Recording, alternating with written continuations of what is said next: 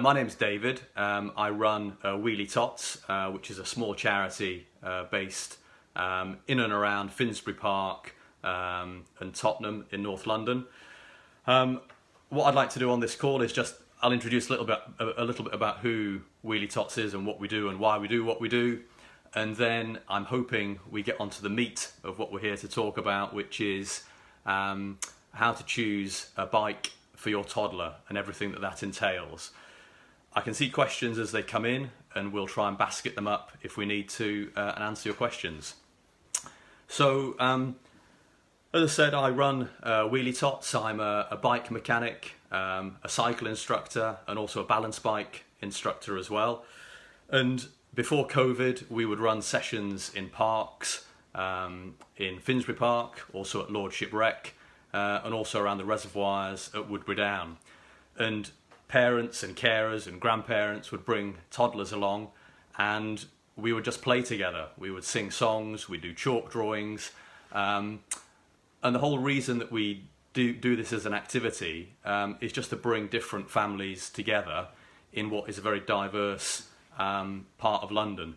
So on the face of it, we're a little children's activity, and that's all lovely, but what sits behind that is that we're super interested in community, particularly in bringing people together.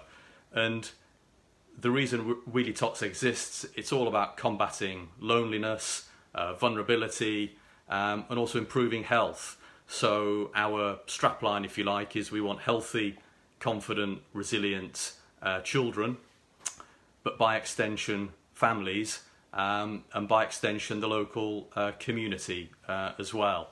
And for us, the reason we do what we do, it's all about just creating as many positive micro interactions between people that we meet. So if I move on a little bit and talk about what we're now doing during the lockdown, these online sessions we've been running over the telephone for the past month or so. This is our first attempt at Facebook Live. We have been servicing people's bikes locally, so coming to your door, standing at least 2 meters away, 3 for safety, and servicing a bike so that you can ride around on it. Also, we've run a fundraiser for key workers, so that we can particularly keep key workers off of public transport where we can, and lend out bicycles or just get bicycles out. And the other thing that's been keeping us really busy are families who want to borrow balance bikes or who are looking to buy them themselves. So this is the reason we really wanted to run this session, was to try and bring all of that together and come up with some sensible tips and things you can do. So if you have any questions about what Wheely Tots is or who I am or anything like that, by all means post them. And also just check out our website as well, which has got lots of useful information on it. I think we should start with some questions, and we had a great one in from Natalia who said, my 20-month-old girl is really comfortable on her balance bike with hard wheels. She's on tiptoes and can glide, steer, go up and down hill, which all to me sounds fabulous at 20 months. And so the question was, what is the next stage bike for her and when? We've also had some questions in around families who have got a 10-month-old and again not quite walking or thinking about walking, and again how to begin with balance bikes.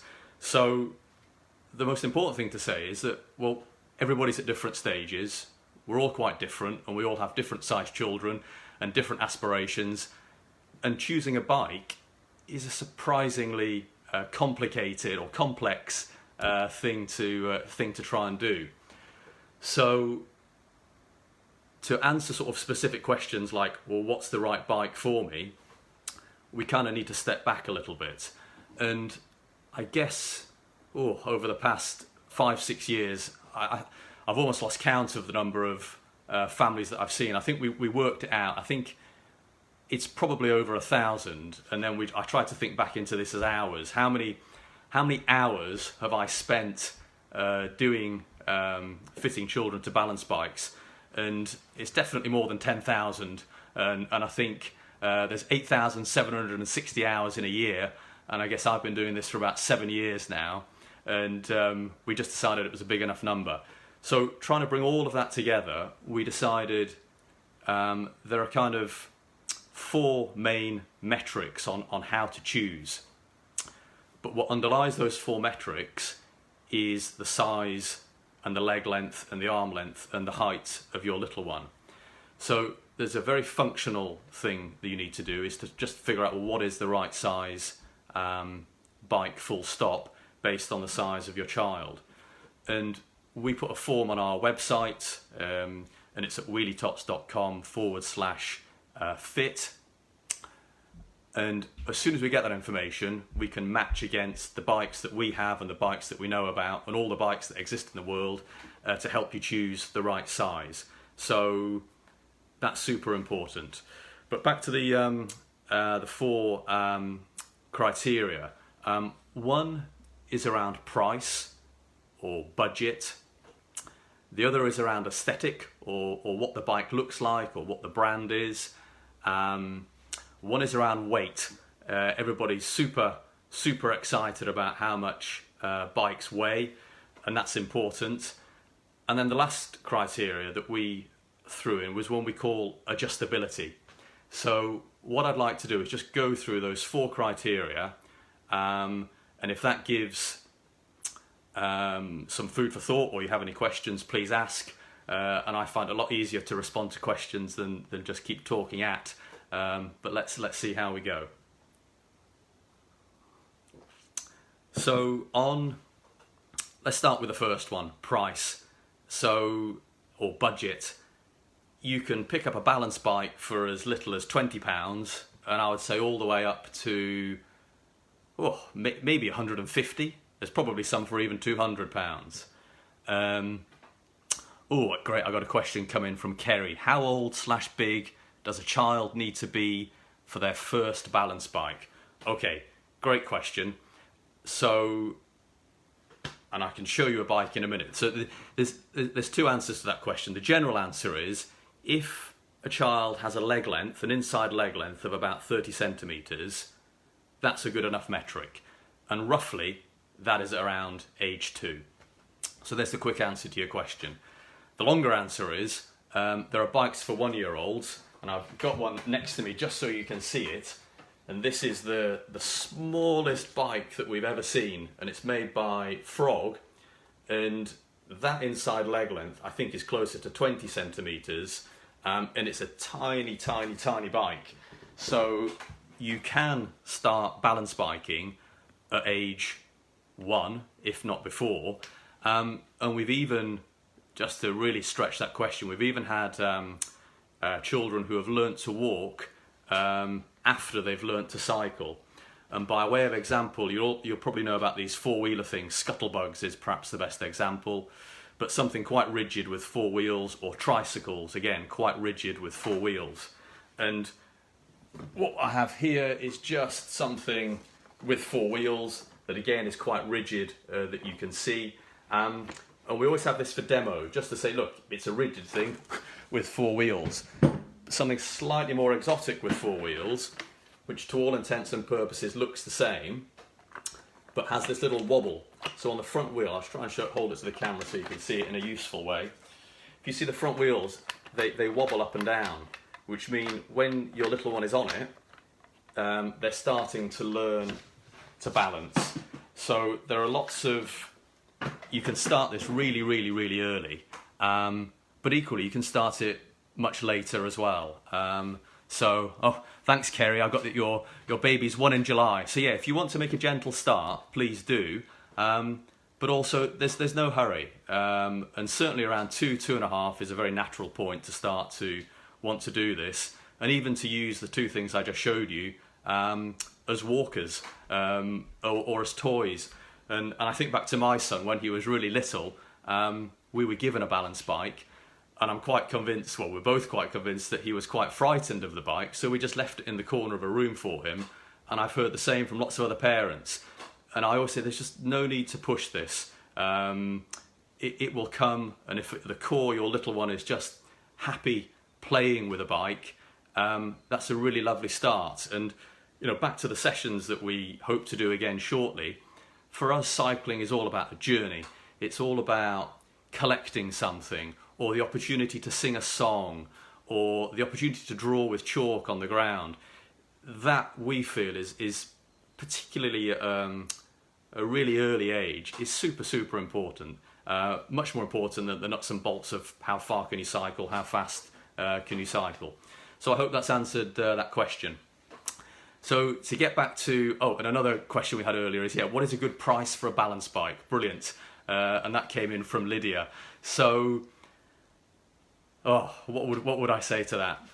It's whatever you feel is reasonable. And that gets slightly complicated when grandparents come into the fray, or you see something you really like the look of, or that someone else has had. And I'll always say, whatever bike you can get hold of is fine at whatever budget. But as I say, I think this range of 20 almost up to 200 is what you're considering. And where we sit, we really just want children to be in the right bike. And that was kind of what was behind our idea of a kit library, where you can just borrow bikes for as long as you need, come back and swap them, so that you're not tied to one bike for an overly long period of time. Because I guess from observing lots of families who cycle, I would say over 90% of children are on a bike that's either too big, is one section, but the majority are on bikes that are too small, for the obvious reason that children grow. So how much money you want to spend on doing something like this, you just need to decide. And I guess at Wheely Tots, you can just email in, lots of families do, say, I've seen this on eBay, or I've seen this on Gumtree, what do you think? And I'll happily give you an opinion. Or if you're looking for a new one, again, I can happily give you opinion. And if you really want to, try and make a decision, just pick a range in the middle. Is always good. So prices various from low, medium, and high. If we move on to the point about aesthetic, all these balance bikes look different, and if I were to give you, it's easy once you see your little one on a range of different bikes. As soon as you see children on a bike, you can see which fits better or worse. So I would say try not to be too seduced by different brands. And the one I held up just then was a Frog mini tadpole. And last week I had a family come to see me, and their little one, we put them on a Pookie bike and a Frog bike. The family really wanted the Frog bike, but actually the Pookie bike fitted a lot better. So we opted for that. So, but again, lots of us are seduced by the way that things look, and lots of bikes are marketed at adults rather than children. And the only point I was going to make was having something where the handlebars are broadly at a similar height to the seat, slightly raised but not overly raised, is a good start. Lots of the sort of budget bikes I see, the seat is here, the handlebars are up here, and of course when your child grows it's not an issue, but early on it certainly can be. So I think, Kerry, you've got another great question, which is, do I think having a balance bike when you're little makes it easier to ride a bike? And I guess if I press my see more button, what will it say when you're bigger? The honest answer is it can and it can't. In general, yes it does. I think once you see your little one on a balance bike and gliding along, transitioning to a pedal bike is usually a lot more straightforward. But I go back to that point I said right at the beginning, that we're all different, everybody's different, we all do things in different ways. But certainly the mainstream, having a balance bike is a really lovely way to graduate to a bigger bike at kind of age 3.5, 4, 4.5, or even age 6, 7, or even older. We see lots of adults, particularly parents, who haven't ridden for a long time. And I think if the balance bike works out for you to begin with, lovely. But look, scooters, they're perfectly valid things. They normally come with 3 wheels. And back to the point I was making about balance, I would say balance bikes are sometimes a bit harder to get going initially. But that said, I've seen children just fly off on them straight away, and some will take a few months to get accustomed to it. So set your expectations low and you'll be absolutely fine. And I think back to parenting in general, you know, we want to be just good enough here. It's fine to aim high and try and get things perfectly right and plan and all the rest of it. But reality often takes over. So I'd say if you get hold of a balance bike, it's a really good place to start. So to recap, I guess I sort of introduced Wheely Tots a little bit, and for anybody just joining, just check out our website, and you can sort of see a bit of an intro to Wheely Tots. And I was working my way through these four criteria, which were around choosing a balance bike, around its aesthetic, what it looks like, the budget that you pay for it, and I was about to move on to weight, which is always a really interesting one. And I don't know if any of you who are watching have an opinion on whether a heavy bike is good, bad, or indifferent. I see a lot of parents who say, "Oh, I really, really want a light bike," and I always politely say, "So why?" And it's usually 2 answers. One is they're worried that their little one may find a bike too heavy. But the other answer, probably the more relevant answer, is if as a parent you need to pick up a bike, you want it to be quite light. And then that's the polite, well, why should you need to pick it up? And there's the obvious answer, because your little one won't ride on it, which comes back to this desire for your little one to kind of enjoy this balance biking, but also for you not to stretch the journeys too far, too soon, too quick. So what I know is that the weight of a bike from a child's point of view is in general immaterial. The heavier bikes, for example, I've got here a Pookie bike. Let me show you this bike here. This is certainly, it's not the lightest of bikes. And this is something, let's say, for a 2-year-old with a 30cm leg length. It's not the lightest of bikes, and that frog that I held up is certainly lighter. However, there's something to be said for a more robust design, in the sense it will absorb bumps in the road a lot better, particularly in parks on bumpy tracks. So I'd say the weight doesn't matter to that extent from a rider's point of view.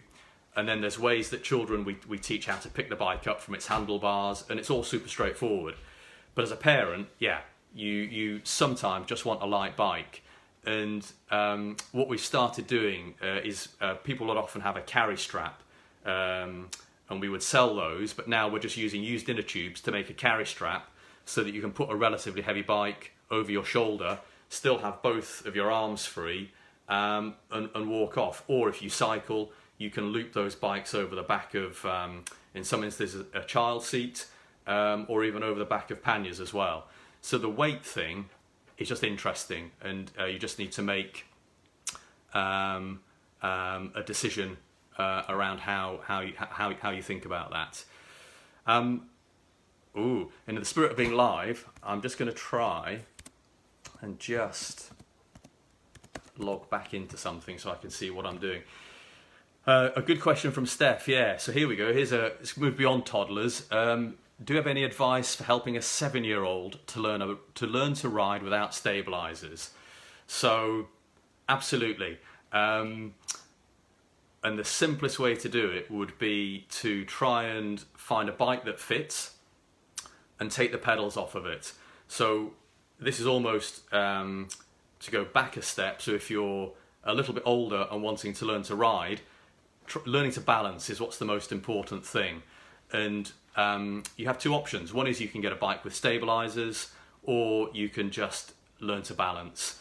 And so for a 7-year-old, even you can get big balance bikes, and again, we lend them out, or find a bike that fits, pop the pedals off and use it as a balance bike. And then you can skip the stabiliser stage and just pop the pedals back on and learn to ride them. Which actually reminds me today, we had a family whose bikes were stolen, and they have a 7-year-old and a 9-year-old, and we're going to get some bikes out to them, and their parents said, oh, we really need stabiliser bikes. And when I spoke with them, I said, well, I understand why you need them, but how about we just try without first, and with a little bit of gentle practice, it's a perfectly possible thing to do. So pop the pedals off, and a gentle slope is quite helpful for just learning to balance, but just push along with your feet to begin with. And moving up from 7-year-olds, that's exactly how we will teach adults how to ride bikes as well. So there's something lovely that I know this conversation is normally about how do you choose a bike for your toddler, but it's the same principles about choosing a bike for yourself, and also how do you ride a bike as a toddler. It's the same principles as an adult, and learning to balance is what it's all about. And that's another reason I said at the beginning we're interested in difference, different people meeting each other, but also different abilities enjoying the same activity.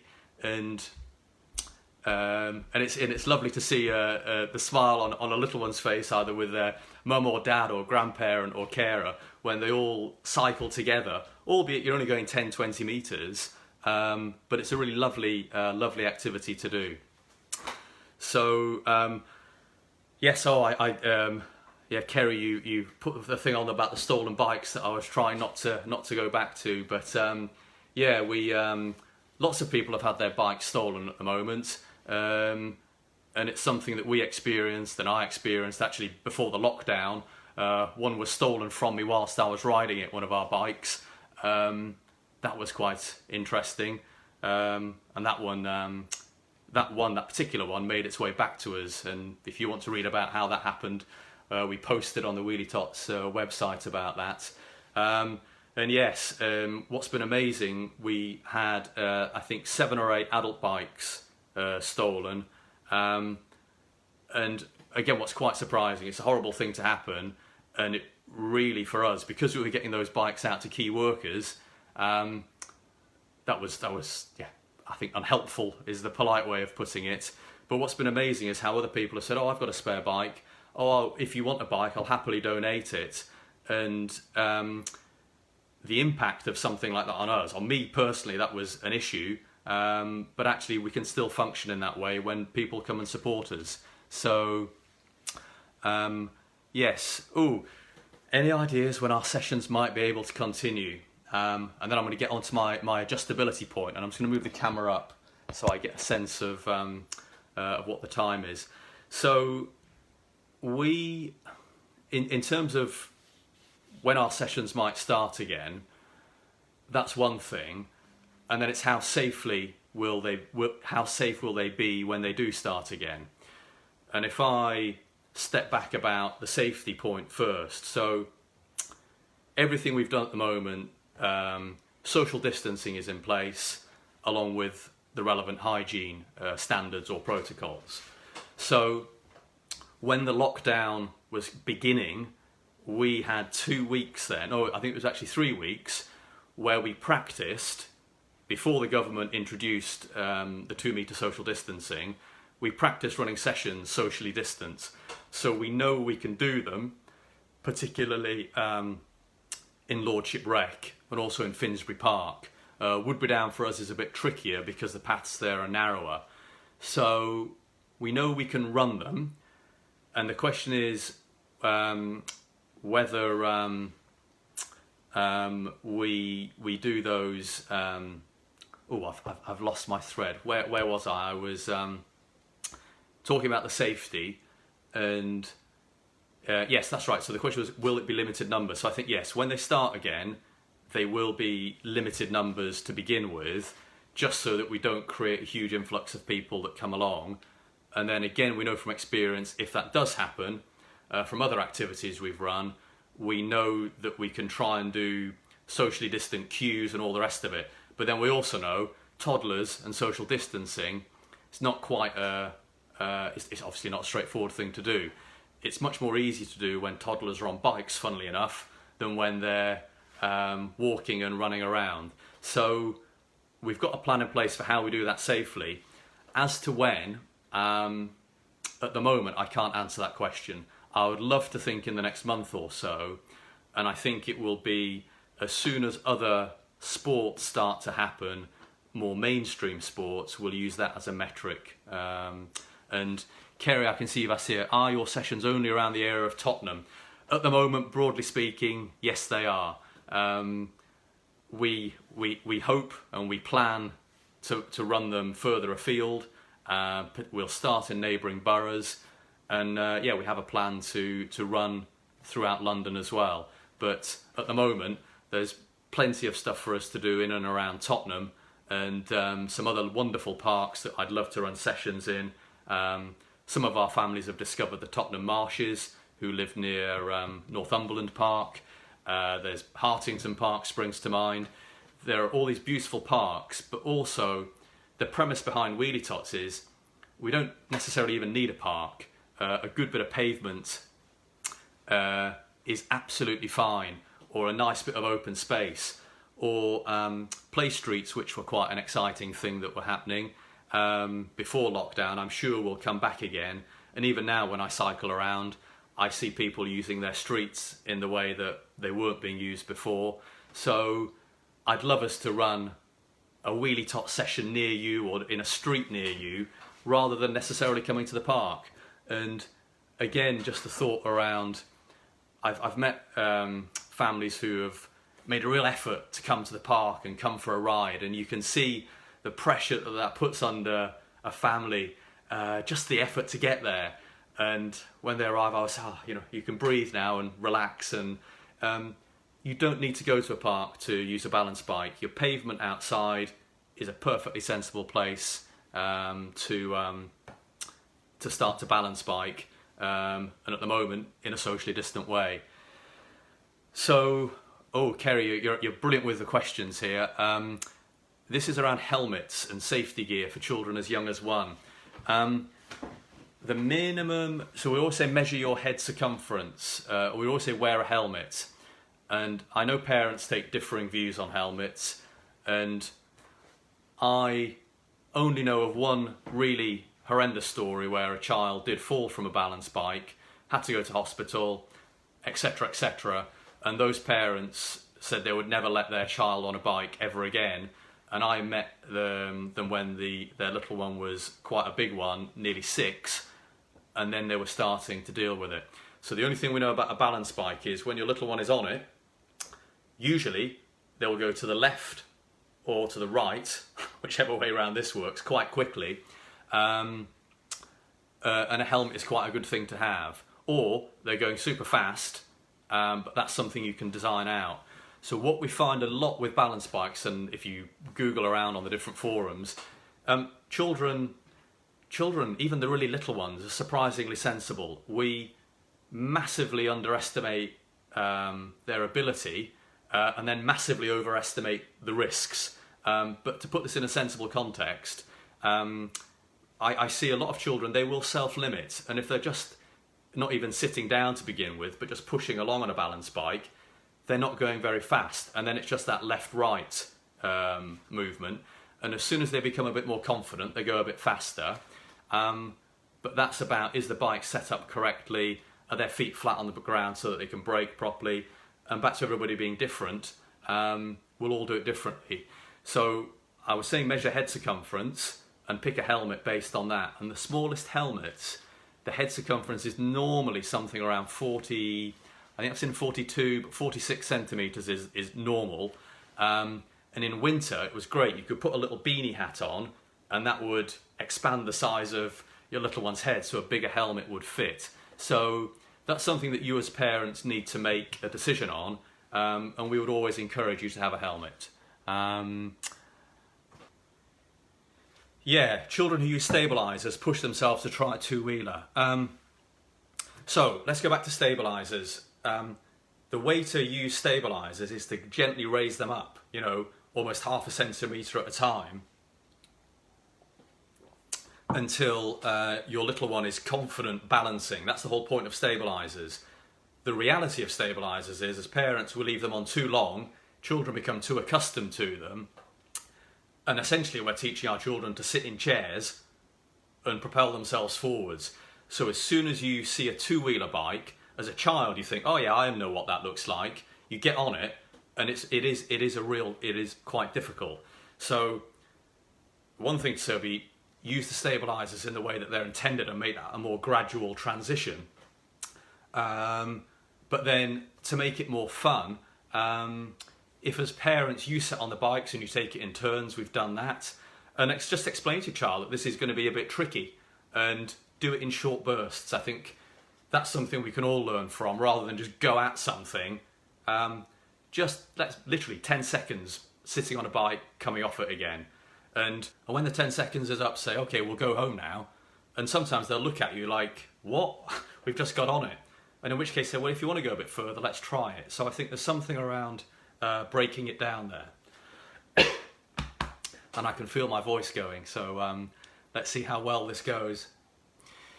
There's a lovely question here about my friend's child won't sit on the balance bike when he scoots. What can we do? Again, I'd say breathe. It's fine.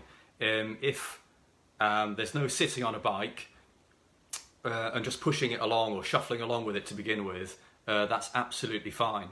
And I guess there's and if scooting is happening without sitting on the bike, then that's quite cool, because maybe the child has stood up somewhere. But I think it's probably around. Just don't worry about it. Having a bike that just shuffling along with a bike is a perfectly fine thing to do. So I'd say don't worry about it. If it becomes endemic, get in touch and we'll do what we can to help. But as we all know with children, particularly toddlers, you solve one problem and you immediately go on to another. So I would be thinking, great, if your child's not sitting on the bike at the moment, that's not a bad thing, because as soon as they are, they're going further, they're going faster, and there's all sorts of other things that you're going to have going on. So I'd almost enjoy the luxurious position of your child not quite moving along. So by way of recap, we were getting to these 4 points, and I'll come on to the last one now. We talked about the budget. You know, these bikes all cost different things. We spoke about the aesthetic, what these bikes look like and who they're marketed at and all the rest of it. That's something you all form a view on. We spoke about weight, the weight of these different bikes. Is it important? Isn't it? And the last point I really want to make is we basket it. We just call it adjustability. So what do I mean by adjustability? All bikes, the seat will go up and down. That's a given. And some, the bit that's called a seat post, that bit of metal beneath the seat, they're of different lengths. So we all know seats can go up and down. On some bikes, the handlebars go up and down as well. And that's interesting, because as your child grows, obviously you just raise the height of these things. So the bike I showed you before, this is a nominal bike for a 2-year-old, and you can see the seat and the handlebars are in their lowest position. And on this one, the handlebars and the seat go up and down. And this is it's a Pookie brand, or Pukey, as lots of our parents like to call it. And certainly a lot of the, I would say, cheaper bikes often will have handlebars and seats that go up and down. If we look at something a bit more premium, and this is a slightly bigger frog, again the seat will go up and down, and you probably get an idea there. You can see the seat post sticking out the bottom, about how much movement you've got in there. But here we go. If you look at the headset here, and the giveaway is always these spacers, and you can see they're like little rings if I hold it a bit closer. Now, you can't easily just move the handlebars up and down. Now what you can do with a bike like this is buy an extension piece, and in that way you can extend the height of your handlebars. So often that red bike that I showed you will come back to us looking a bit like this. You can see everything is extended, and this can last a child up until, and I'm generalising hugely here, but up until age 3. And we've even had 3.5 and 4-year-olds come back with it super extended beyond its limits, which I obviously don't recommend that you do. And so something like this, you can actually be in for a long period of time. However, you notice the small wheels on this. As soon as you have a child who is confident on a balance bike, those small wheels will start to make it unstable. So then you need to look at something, and you can see the size of the wheels here. This is nominally a bike for 3-year-olds, but again, much bigger wheels, and they make the ride a lot more stable. So that adjustability point, I think, for me, is probably one of the most important ones, because yes, it's all fine to buy new bikes and all the rest of it, but actually the way we think about things is more to do with things like being more sustainable, more of a circular economy, words like that. And we love this idea of borrowing bikes, and all we really want at Wheely Tots is, or I really want, is if we can find something that fits you and has got the most growth potential in it, that's always what we're trying to do. And I've said enough instances now, and I think in the last month, I think we've had about just under 40 balance bikes go out. And I would say for maybe a handful of those, it's obvious that as soon as that child is happy balancing, they're ready for the next size up. So it can be quite a quick jump initially. And if you remember that little frog tadpole that I showed you, I think on our website is the price of that, but it's something like £115. So if you spend £115 on something that's only going to last you for 2 or 3 months, or even less, fine.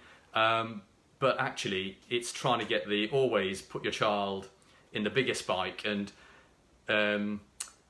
within reason, of course. And all of the marketing is aimed at getting something that just fits your child.